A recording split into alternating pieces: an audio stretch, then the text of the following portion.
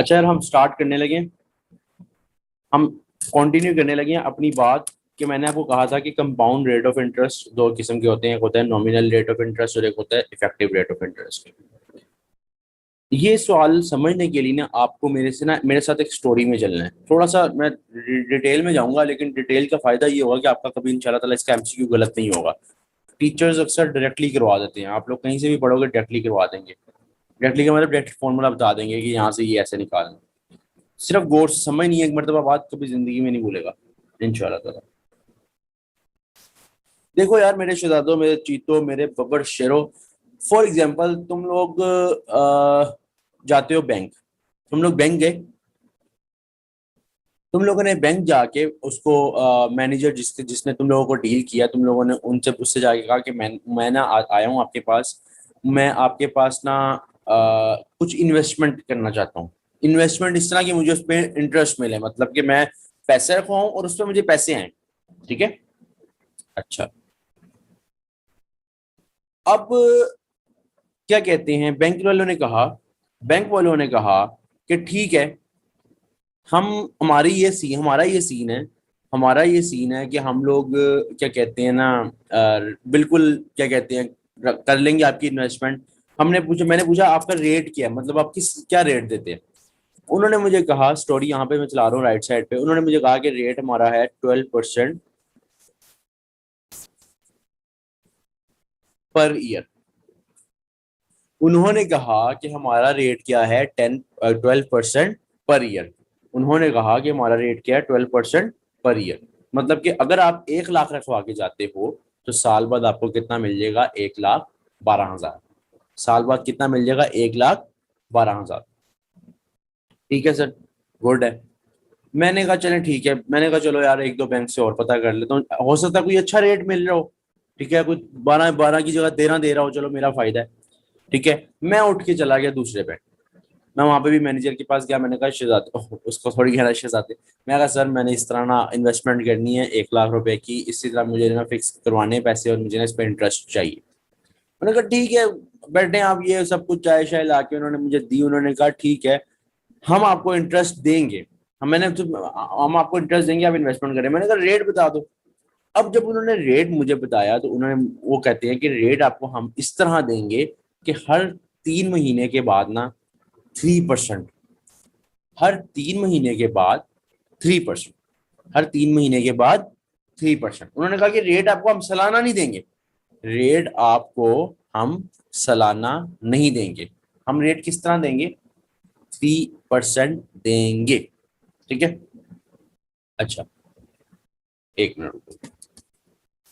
अब जब उन्होंने मुझे बोला ना कि रेट 3% देंगे, तो मैंने कहा कि यार पिछला बैंक मुझे कितने परसेंट दे रहा था, 12 महीने का 12%। ये 3 महीने का 3% दे रहे हैं। ये 3 महीने का कितने परसेंट दे रहे हैं, 3% दे रहे हैं। उन्होंने दिया था 12%, उन्होंने दिया था 12%। ये क्या कह रहे हैं, कह रहे हैं कि रेट दे रहे हैं ये दूसरा बैंक 3% पर क्वार्टर। अच्छा। अब मुझे सिर्फ आप लोगों ने बताना है, दोनों बात एक ही है या बातें मुख्तलिफ हैं। दोनों बातें एक ही हैं या दोनों बातें मुख्तलिफ हैं। गौर से समझ के थोड़ा।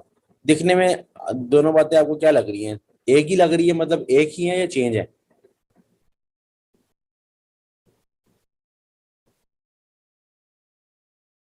साल की जितना वो कमाएगा, इस बैंक से मैं कमाऊंगा। फॉर एग्जाम्पल मिस्टर ए ने इस वाले बैंक में किया और मिस्टर बी ने ये वाले बैंक में किया। ठीक है। साल बाद वो सेम अमाउंट कमाएंगे या मुख्तलिफ अमाउंट कमाएंगे।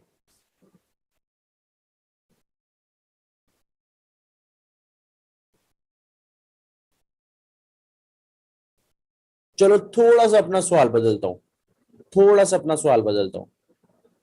इन्होंने कहा, इस बैंक ने कहा, ये नीचे वाले जहाँ पे मिस्टर बी ने इन्वेस्ट किया है, इन्होंने कहा कि ठीक है 3% पर क्वार्टर होगा, आपको रेट मिल जाएगा, लेकिन पैसे आपको साल के बाद ही मिलेंगे।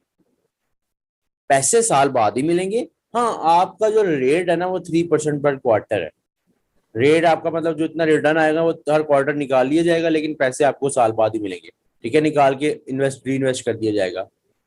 हाँ बताओ, अब सेम बात है या मुख्तलिफ बात है? कुछ लोगों ने कहा कि चेंज है, कुछ लोगों ने कहा सेम बात है। जिन लोगों ने कहा ना सेम बात है, पहले मैं उन पे आता हूँ। जिन लोगों ने कहा सेम बात है, पहले मैं उन पे आता हूँ।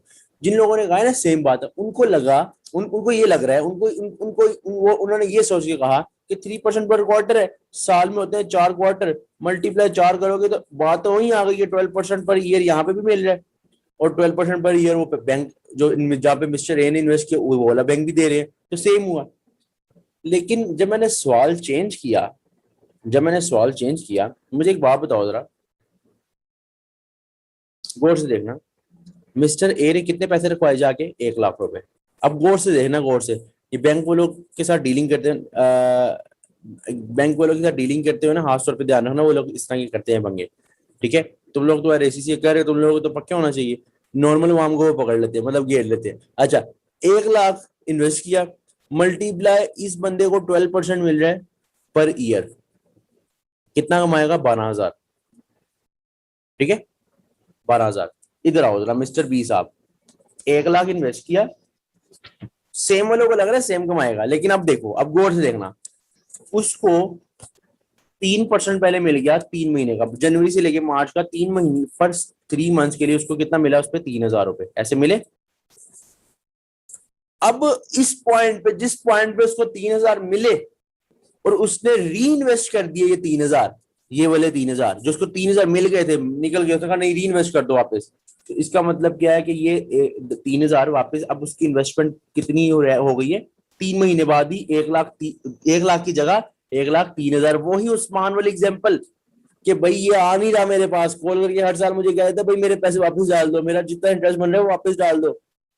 अगले पीरियड का वो जो था इंटरेस्ट ज्यादा हो जाता था। अब देखना, 3 महीने पहले, 3 महीने में, गौर से सुनो, गौर से सुनो, पहले 3 महीने में मिस्टर बी ने जब 1 लाख दिया तो कमा तो 3,000 लिया, लेकिन शर्त ये कि वापस री इन्वेस्ट होना है। उसने कहा, बैंक ने कहा था साल बाद ही मिलेगा, लेकिन री इन्वेस्ट हो जाएगा आपका वो जो 3 महीने बाद जितना भी बनेगा। ठीक है, अब अगले 3 महीने बाद उस जो भी लड़के मिस्टर बी को 1 लाख के मुताबिक नहीं मिलेगा। अब 3% पर क्वार्टर ही है ना, 3% पर क्वार्टर ही है, लेकिन अगली बार इस 1 लाख पे नहीं मिलेगा। अब उसकी इन्वेस्टमेंट 1,03,000 हो चुकी हुई है मिस्टर बी की, अब उसको 1,03,000 के मुताबिक 3% मिलेगा। यानी कि पहले 1 लाख पे 3% 3,000 था, अब 1,03,000 पे 3% थोड़ा ज्यादा होगा, थोड़ा ज्यादा होगा, तकरीबन 3,090 के करीब होगा, तकरीबन 3,000 थ्री थ्री थ्री, हाँ 3,090 के करीब होगा, या इसके करीब करीब, लगभग इसी के करीब करीब होगा। ठीक है ना, तो बढ़ गया। अगली बार वो भी इन्वेस्ट हो गया, वो बढ़ गया, अगली बार वो भी। एट द एंड जब साल गुजरेगा, ईयर गुजरेगा, मुझे बताओ मिस्टर बी की कमाई, मिस्टर बी की कमाई सेम होगी मिस्टर ए के, यानी 12,000 होगी, या ज्यादा होगी? आपके मुताबिक क्या होगी, सेम होगी या ज्यादा हो जाएगी?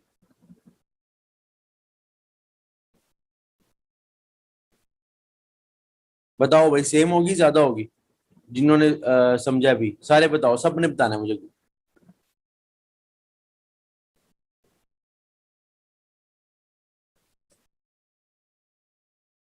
किसी ने शर्माना नहीं है मुझसे बात करते हुए, सबने बताना है।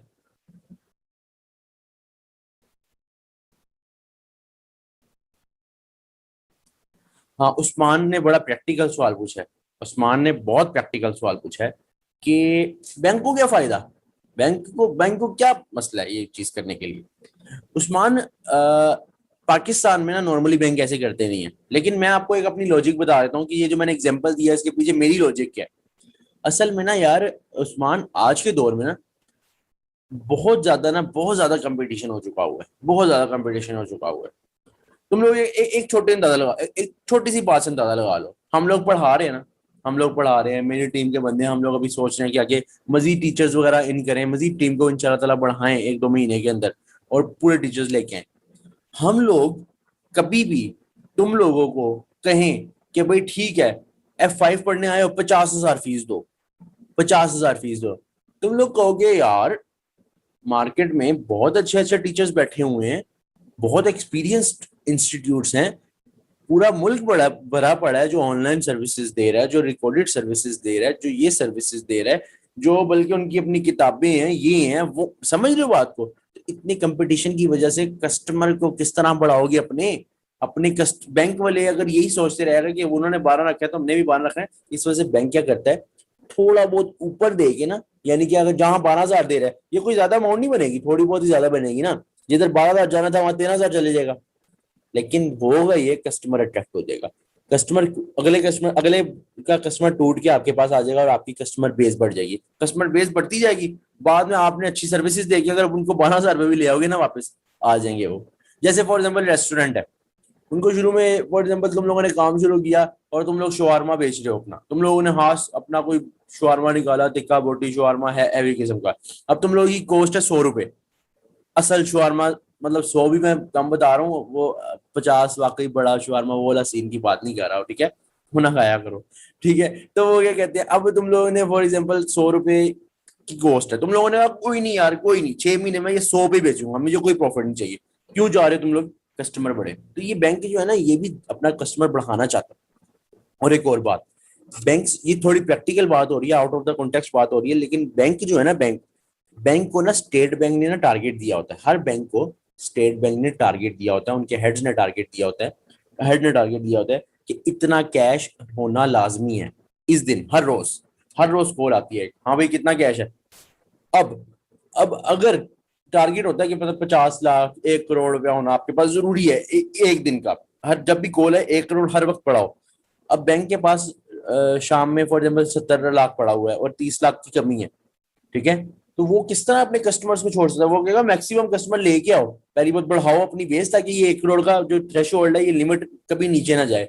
और दूसरी बात, एक मजे की बात बताऊं, तुम लोग एक मजे की अगर बात बताऊं, ये जो सारे बैंक्स है ना आपस में, पाकिस्तान के बैंक्स हैं, ये आपस में मिले हुए मतलब कि तुम लोगों को यही नहीं पता होगा, ये मैं भी सुन के हैरान हुआ था कि एक बैंक, मैं नाम नहीं लूंगा, और कोई मसले बन जाए, एक बैंक दूसरे बैंक के शेयर्स लेता है, यानी एक एग्जांपल दे रहा हूँ कि एक बैंक है, फॉर एग्जांपल एक जैज का बैंक है, जैज लोगों ने अपने माइक्रो फाइनेंस बैंक निकाले हैं जो भी, उसने क्या किया, जैज ने इजी पैसा के शेयर ले लिए, अपने कंप्यूटर की शेयर्स ले लिए, वो शेयर्स ऊपर गए बेच दिए, ठीक है, और रात को जब वो क्या कहते हैं वो बैलेंस में कमी आ रही है 30 लाख की, वो कॉल करते हैं दूसरे बैंक को, जैज की 30 लाख की कमी है, कॉल किए इजी पैसा वालों को, यूफोन वालों को, उनको क्या कहते हैं बैंक में क्या एमसीबी को कॉल किया, जिसको भी कॉल करके कहा यार ये 30 लाख की कमी आ रही है आप भेज दो, वो भेज देते हैं, यकीन करो इस तरह होता है। तो ये चीजें ना, ये कैश की मेंटेनेंस के लिए कस्टमर बेस चाहिए, कस्टमर बेस के लिए ये सर्विसेज दी जाती है, मुख्तलिफ किस्म की, एक नहीं है, हजारों सर्विसेज है, हजारों से। अभी तुम लोग जब एसी से करोगे ना, मजीद तुम लोगों के सामने सर्विसेज, ये चीजें खुलेंगी, दिमाग तुम लोगों का खुलेगा, अच्छा ये चीजें भी होती हैं, ये चीजें भी होती हैं, ठीक है, प्रैक्टिकल भी पढ़ना चाहिए साथ साथ, ठीक है। अब मैं सिर्फ ये कहना चाह रहा हूँ कि एक बंदा डायरेक्टली पूरे साल का 12% पर ईयर ले रहा है, और एक बंदा 3-3% हर क्वार्टर का ले रहा है, अपना रिटर्न री इन्वेस्ट करी जा रहा है, दोनों सेम नहीं है, दिखने में लग रहा है 3 to 12% पर ईयर, दोनों सेम नहीं है, दोनों सेम नहीं है। अच्छा, अब ये बंदा, अब फॉर एग्जाम्पल इससे मैंने पूछा कि मिस्टर बी 3% पर क्वार्टर मिल रहा है, मैं इसके बैंक चला गया, मैंने बैंक जाके उनसे पूछा कि आप इस बंदे को मिस्टर बी को 3% पर क्वार्टर दे रहे हैं,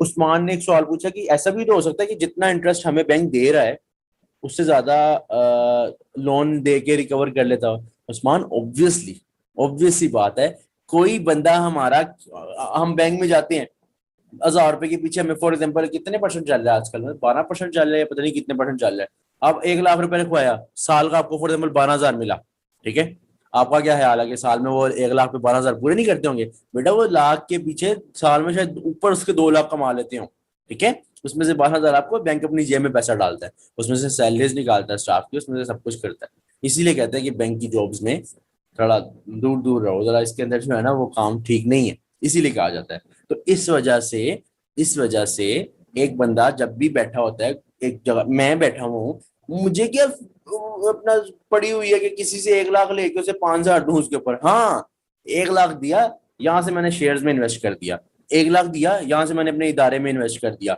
यहाँ से मैंने अपने इदारे में इन्वेस्ट किया 1 लाख, एक एग्जाम्पल सुनो, एक बंदे से मैंने 1 लाख दिया, ठीक है, यहाँ से मैंने ना पूरा का पूरा 1 लाख एडवर्टाइजमेंट पे, ऑफिस की मेंटेनेंस, इन चीजों पे लगा दिया। अब एडवर्टाइजमेंट जब मैंने की, मेरे पास फॉर एग्जांपल एडवर्टाइजमेंट के मेरे पास 20 बच्चे इकट्ठे हो गए, 20 स्टूडेंट इकट्ठे हो गए एक बैच के, ठीक है। उन सबसे फॉर एग्जांपल मैंने क्या कहते हैं कितना लिया, 10,000 लिया, ठीक है, 2 लाख बन गए, ठीक है। 2 लाख मेरे पास आए, उस बंदे को मैंने कहा था 1 लाख के ऊपर कितना ले जाना, 5,000 रुपए। 2 लाख में से 1,05,000 मैंने उसको दिए, 9,500 मेरी जेब में। मुझे बताओ मेरा अपना जाती 1 रुपया भी लगा, 1 रुपया भी लगा, कोई 1 रुपया नहीं लगा, मेरा अपना जाती 1 रुपया भी नहीं लगा, ठीक है। लोगों के पैसों पे बिजनेस किए, ये मैंने बिजनेस किए, लोग से पैसे उठाए और आगे बिजनेस कर लिया। बिजनेस करने का तरीका तुम लोगों ने अभी, अब मेरे पास अभी तुम लोगों में से जो MA2 के अंदर पढ़ोगे एक कैश वाला पोर्शन, उसमें मैं तुम लोगों को इसकी गहराइयां समझाऊंगा कि यार ये होता क्या है, ये बिजनेस चलता किस तरह, कैश है क्या चीज। कैश असल में मुझे दिख रहा होता है वो कैश वो नहीं होता, अब असल में बड़ी मजे मजे की चीजें हैं। तो इस वजह से वो चीज जो है ना जब जाती है ना, अगर कोई फॉर एग्जाम्पल अगर मेरे पास पैसे आए हैं तो मुझे उस पर ट्रिपल ट्रिपल फायदा हो रहा है, तब जाके उसमें से एक हिस्सा, थोड़ा सा हिस्सा मैं उसको दूंगा, बाकी हिस्सा मैं जेब में डालूंगा। बैंक्स आर द सेम, ठीक है, बैंक्स भी यही करते हैं। नहीं तो बैंक को क्या फायदा किसी को पैसे देने का ऊपर, ठीक है। बट इट इज नॉट हलाल, इंटरेस्ट इज नॉट हलाल। मैं बार बार कह रहा हूँ, ये ना हो मेरा लेक्चर सुन के किसी को जरा भी लगे कि मेरे अंदर थोड़ी सी भी एक रत्ती बराबर भी कोई इसके लिए गुंजाइश है। कोई गुंजाइश नहीं, कोई गुंजाइश नहीं, किसी भी इंटरेस्ट वाले सीन का कोई गुंजाइश नहीं, सीधी सी बात है, ठीक है। कारोबार में इन्वेस्ट करो, मुदारबा करो, मुशारका करो। मुदारबा मुशारका का बताऊंगा किसी दिन फ्री टाइम में कि क्या इस्लामिक इस्लामिक वो क्या होती है, बैंकिंग क्या होती है असल में, इस्लामिक बैंकिंग क्या होती है, असल इस्लामिक बैंकिंग जो अलाउ है, ठीक है। उसके अंदर ये सीन नहीं होता, ये इंटरेस्ट इंटरेस्ट वाला सीन नहीं होता, उसके अंदर प्रॉफिट लॉस दोनों ही होते हैं, ठीक है। लेकिन बैंकिंग में बैंक्स में होता है इस तरह, ठीक है, वो बताऊंगा तुम लोग। अब वापस आओ, मतलब मेरे कहने का मतलब ये था कि जो 12%, अब लेक्चर टॉपिक की तरफ वापस आओ। जो तुम लोगों के पास, जो तुम लोगों को 12,000 दे रहे हो, 12% दे रहे हो, वो 3% के इक्वल नहीं है। मैंने बैंक के पास गया, मैंने कहा आप इसे 3-3% दे रहे हैं क्वार्टर का, यानी साल का 12% बनता है। उन्होंने कहा नहीं 12% नहीं बनता। मैंने कहा कितने परसेंट बनता है? उन्होंने कहा ये तो बनेगा तकरीबन 13%। मैंने कहा वो किस तरह, मतलब मैंने कहा कि 3% पहले क्वार्टर का दिया, 3% दूसरे क्वार्टर का, 3% तीसरे क्वार्टर का, 3% चौथे क्वार्टर का, तो ये तो तीन तीन तीन तीन, तो ये 12 बनता है। उन्होंने कहा नहीं 13 बनता है बेटा। मैंने कहा किस तरह? कहता है वो 3% पे जो इंटरेस्ट आया था ना वो री इन्वेस्ट हो गया था, जिस वजह से एंड पे इस बंदे ने, मिस्टर जो है ना बी, मिस्टर ए को एक मरतबा मिलना था 1 लाख पे 12,000, 12% सीधा 12,000। लेकिन इसको जब 3% मिला, री इन्वेस्ट हुआ, तो पता चला कि एट द एंड इसको, इसकी जेब में टोटल कितने आए, 13,000, यानी कि 13%, यानी कि 13%।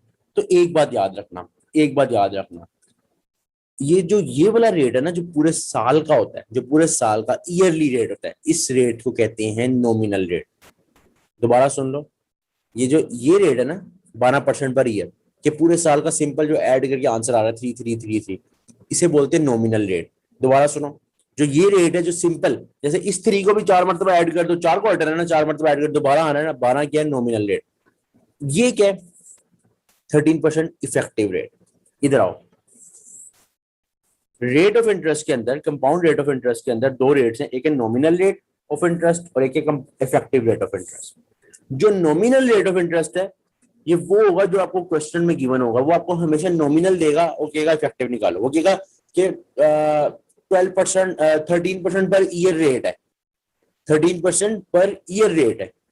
अगर 13% पर ईयर नॉमिनल है, यानी कि जैसे 12% था ना वो नॉमिनल है, अगर सबको सारी इंटरेस्ट ऐड करो। लेकिन ये सीन है कि इंटरेस्ट हर 4 माह बाद मिलता है, इंटरेस्ट हर 4 माह बाद मिलता है, तो उस नॉमिनल के हिसाब से इफेक्टिव क्या रेट होगा। दोबारा सुनो, सवाल में गिवन होगा कि सालाना रेट वैसे 12% है, ठीक है, वैसे 12% है नॉमिनल रेट, वैसे नॉर्मल 12% बनता है, लेकिन ये जो मिलना है ना 12%, ये पोर्शंस में मिलना है। पोर्शन का मतलब 6 महीने के, एक महीने के, 3 महीने के, जैसे एग्जांपल में बताया 4 महीने के, ठीक है। ये जब इस तरह मिलेगा तो ये अब एंड में फिर ऑब्वियसली बात है 12% नहीं मिलेगा, थोड़ा ज्यादा ही मिलेगा, क्योंकि जो दरमियान में आप कमाई जा रहे हो वो भी रीइन्वेस्ट करी जा रहे हो। तो इस नॉमिनल के मुताबिक इसका इफेक्टिव क्या होगा वो निकालो, इस तरह आएगा सवाल, ठीक है। तो रेट इन क्वेश्चन क्या होगा, नॉमिनल।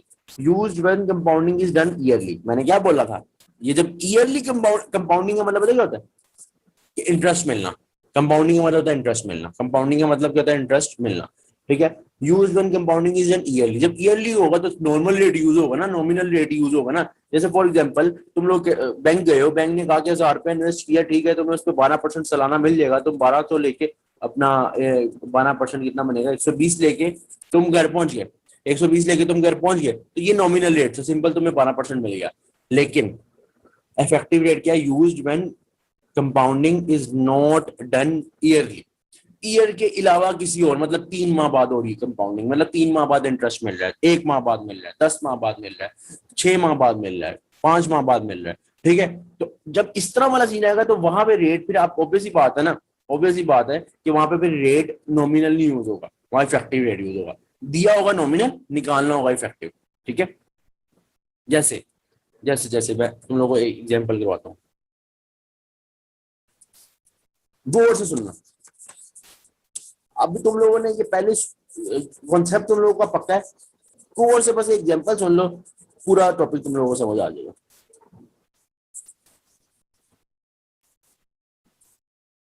अभी मैं तुम लोगों को ये बाद में बताऊंगा कि इफेक्टिव रेट निकालने का फॉर्मूला क्या होता है। सबसे पहले सवाल समझो, रेट है 10% पर ईयर, जो रेट ये क्वेश्चन में गिवन है rate, it is a nominal rate.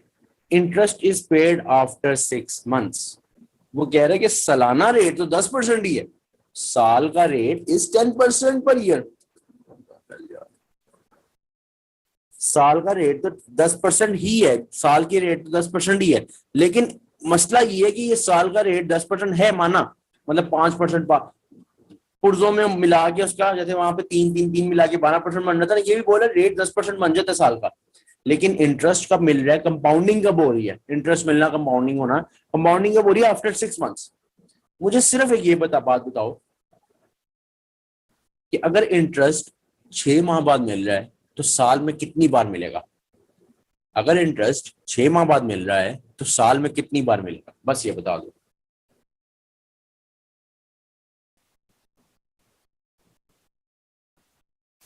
हाँ भाई, सारों ने बताना है। तौहीद आप बताओ, तौहीद समझ आइए।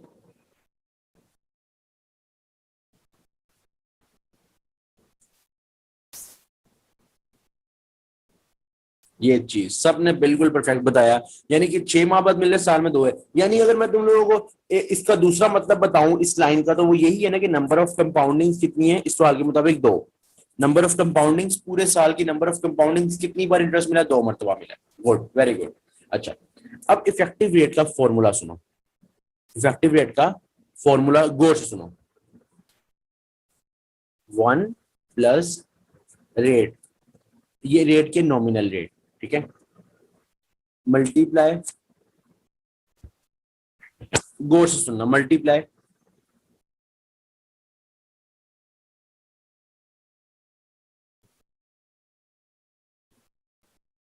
Months divided by 12। अच्छा, मंथ्स डिवाइडेड बाय 12 का मतलब समझो, 1 मिनट रुको जरा। मंथ्स डिवाइडेड बाय 12 का मतलब ये है कि जितने महीने बाद इंटरेस्ट मिल रहा है, इस सवाल में कितने महीने बाद मिल रहा है, 6 महीने बाद मिल रहा है, ठीक है। इस सवाल में कितने अरसे बाद मिल रहा है, 6 महीने के बाद मिल रहा है। तो मंथ्स कितने हैं, 6 डिवाइडेड बाय 12, जितने ऊपर महीने होंगे ना डिवाइड बाय 12, पूरे साल में तो 12 ही होते हैं ना, ये तो पता है ना सबको, नीचे 12 आएगा, ठीक है। टोटल नंबर ऑफ ईयर में 12 होते हैं, ऊपर कितने मंथ्स है, जितने दिए हुए हैं, ठीक है। अच्छा, raise to power n, n क्या है, नंबर ऑफ कंपाउंडिंग्स, -1 into 100। शहजादो, अगर तुम लोगों ने ये फॉर्मूला अपने दिल में इस तरह बिठा लिया जिस तरह तुमने दिल में उसको बिठाया था, उसको, ठीक है, उसी को, वही, ठीक है, तो यकीन करो तुम लोगों का ये टॉपिक क्लियर है, ठीक है, ये तुम लोगों का टॉपिक क्लियर है, ठीक है। अब गौर से सुनो, ये देखो, 1 प्लस रेट, रेट क्या आपका 10%, 0.1 हुआ, मल्टीप्लाई कितने महीने बाद कंपाउंडिंग हो रही है, 6 मंथ्स बाद, डिवाइडेड बाय टोटल महीने कितने, 12, raise to power number of compoundings 2 -1 multiply 100, answer आ जाएगा 10.25। अभी मैंने देखा था, इस वजह से मुझे पता है, कैलकुलेट करके चाहे देख लो एक मरतबा। इसका मतलब पता है क्या है, दिखने में लग रहा है कि साल का बाद 10% मिल रहा है, लेकिन जो रस्ते में बार ये जो 6 महीने बाद इंटरेस्ट मिला वो री इन्वेस्ट हो गया ना, जब साल के बाद टोटल देखा गया ना इंटरेस्ट, तो पता चला उसकी परसेंटेज कितनी आ रही है, 10.25। ये है इफेक्टिव रेट, वो था नॉमिनल रेट। मुझे बताओ ये क्वेश्चन क्लियर हुआ है? अगर क्लियर हुआ है तो एक मरतबा यस लिखो।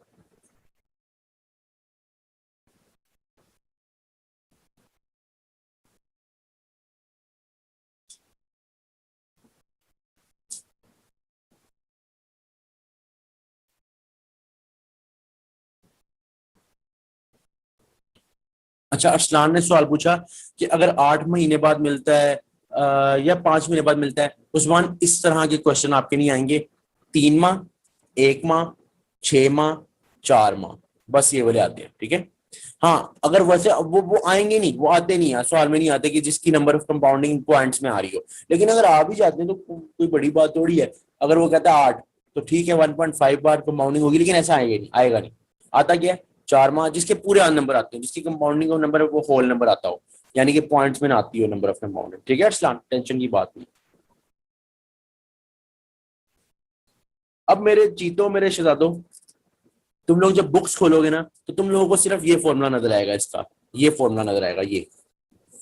मतलब इसके अंदर 1+r, आर के साथ जो मैंने मल्टीप्लाई मंथ डिवाइडेड बाय 12 किया ना, ये बुक्स में नहीं दिया होता। ये बुक्स में नहीं दिया होता, पता क्यों नहीं दिया होता? वो असल में इसलिए नहीं दिया होता, फॉर्मूला यही है।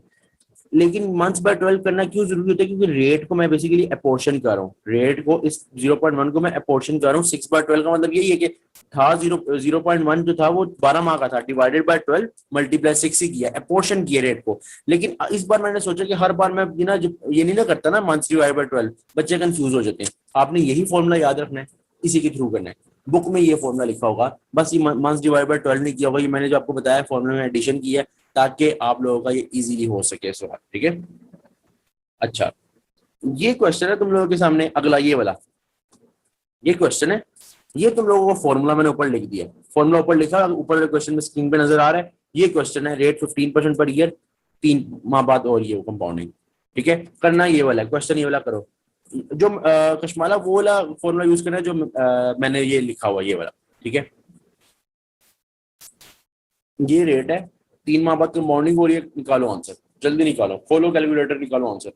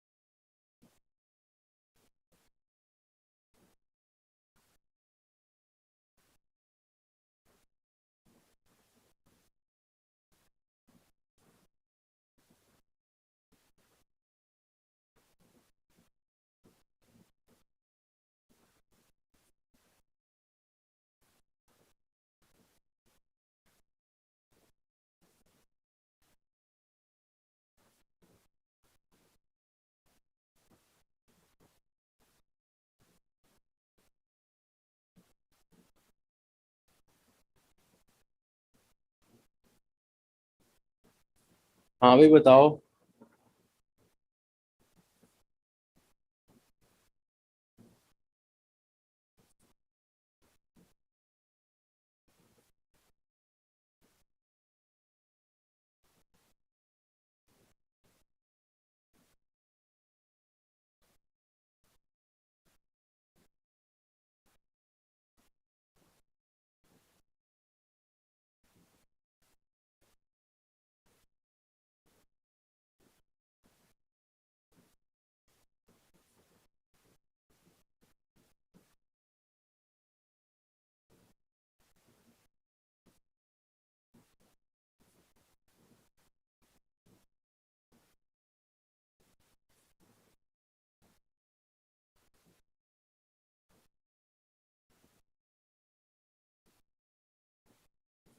सबने क्वेश्चन करना है यार, सबने करना है एक मरतबा, बहुत इंपॉर्टेंट है यार ये।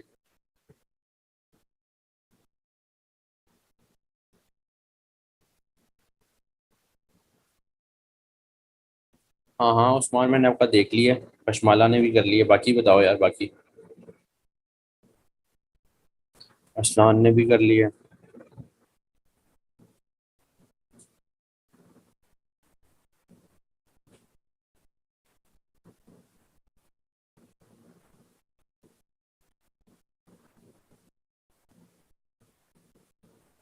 अहमद उमर ने भी कर लिया। चलो यार, मैं करवाता हूँ एक मरतबा, जिनसे हो गया गुड है, मैं एक मरतबा मैं करवाता हूँ, देख लो। और जिन्होंने नहीं किया वो भी देखो। देखो रेट और मंथ्स। रेट है 15% पर ईयर, और मंथ्स आपके पास कितने हैं, 3 मंथ्स हैं। रेट के मुताबिक क्या फॉर्मूला क्या है हमारे पास, 1 + r rest into months divided by 12 rest to power n -1 into 100। 1 plus rate हमारे पास क्या है, 15%, 0.15 मल्टीप्लाई मंथ कितना है, 3 divided by 12 rest to power. अगर अगर 3 महीने बाद कंपाउंडिंग हो रही है तो नंबर ऑफ कंपाउंडिंग कितनी होगी, 4 -1 इंटू 100। ठीक है, तो यहाँ पे आंसर क्या आ गया, 15.867। जिनका 15.87 के पास पास है सबका ही मेरे हाल से सही है, जिन्होंने मुझे बताया है। जिन्होंने नहीं बताया, अल्लाह आपका बहुत ज्यादा भला करे, उदारा वास्ते, उठो उठो उठो और जागो और करो कुछ। ठीक है, तो गुड है यार, बहुत ज्यादा आपको मुबारकबाद हो जिन्होंने ठीक किया है। तो ये इंपॉर्टेंट टॉपिक है, ठीक है। अच्छा, ये किसी तरह ये क्वेश्चन है जिसमें मैंने क्या बताया हुआ है, रेट 17% पर ईयर है, इंटरेस्ट 4 मंथ्स है, और क्या कहते हैं। अच्छा, एक मजे की बात बताऊं, ये जो डिवाइड में मैं 12 लिख रहा हूँ ना, बार बार, ये जो डिवाइड में मैं 12 लिख रहा हूँ ना, ईयर के तौर पे, ये तब लिख रहा हूँ जब इंटरेस्ट उसने आपको पर ईयर दिया हुआ है, और 70 to 80% केस में, या 90% केस में, आपको वो जो रेट देगा ना, वो ईयरली देता है, जो खुद देगा, नॉमिनल रेट जो देगा। कभी कभार उसका दिमाग घूम जाता है एग्जामिनर, मतलब वो उसको ना, मतलब वो अपनी बीवी को कहता है मुझे नाश्ता दो, और वो कहती है निकल। समझ रहे हो, तो वो बस गुस्से में आके ना, क्या कहते हैं, वो ना इस तरह का सवाल दे देते हैं जिस तरह का ये लास्ट सवाल मैंने ये लिखा हुआ है। बच्चे क्या करते हैं, यहाँ पे भी 3/12 कर देते हैं। ये बच्चे क्या करते हैं, यहाँ पे भी 3/12 कर देते हैं। ठीक है, देखो रेट उसने पता है कौन सा दिया है, रेट दिया 3% पर मंथ। उसने रेट ही 3% पर मंथ दे दिया है, रेट ही उसने 3% पर मंथ दे दिया है। ठीक है, और इंटरेस्ट भी मंथली पे होता है, इंटरेस्ट भी मंथली पे होता है। ठीक है, इंटरेस्ट भी मंथली पे होता है, तो इस लिहाज से अगर वो पूछे कि मुझे बताओ इफेक्टिव रेट, मैं खुद कर रहा हूँ एक मरतबा। देखो, 1 + रेट 0.03 इंटू मंथ कितने, वो पेड मंथली है ना, ऊपर 1 डिवाइडेड बाय 12 मैं तब लिखता था जब रेट मंथली होता था।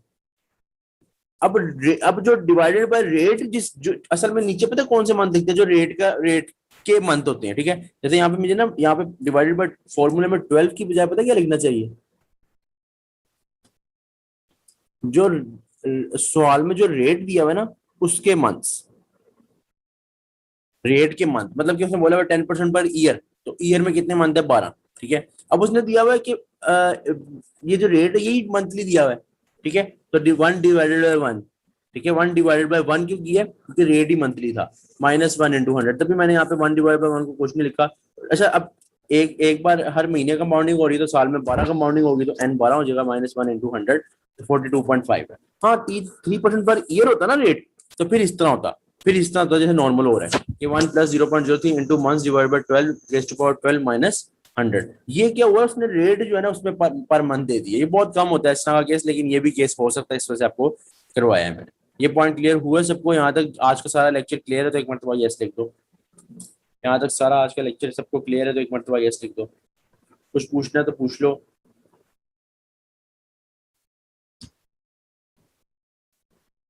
और किसी को कोई इशू बाद में भी होता है मुझसे व्हाट्सएप पे भी पूछ सकते हो। तो यहाँ लेक्चर में एंड कर रहा हूँ।